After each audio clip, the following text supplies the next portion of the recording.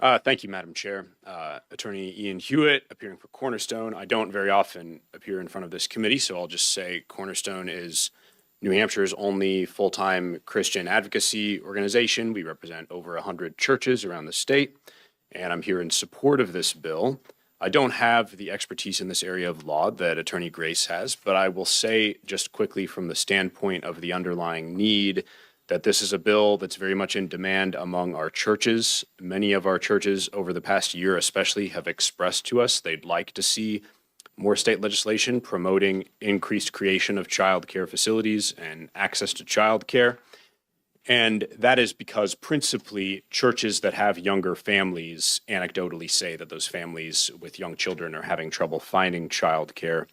I don't have any real sociological data on this for you, but I can say that anecdotally it seems like especially some of our larger, more active churches tend to skew a bit younger than the surrounding communities and certainly younger than the state, certainly more children per capita than much of the state.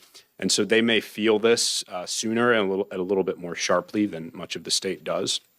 And since I have a few sentences here, I'll just note that Cornerstone, in its now 25 years of existence, has over the past couple of decades documented a number of instances where people around the state, various different municipalities around the state, making local zoning and planning decisions, have expressed pretty overtly sometimes that one goal that they consider in making zoning and planning decisions is that they want to suppress the amount of family formation, childbirth, and raising children in their communities.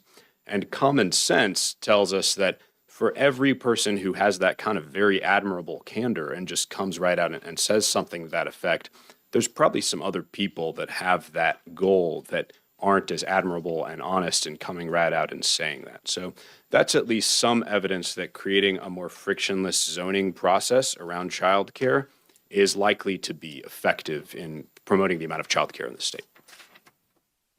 Thank you. Are you willing to take questions? Yes, I am. Thank you, Madam Chair. Questions for Attorney Huyett?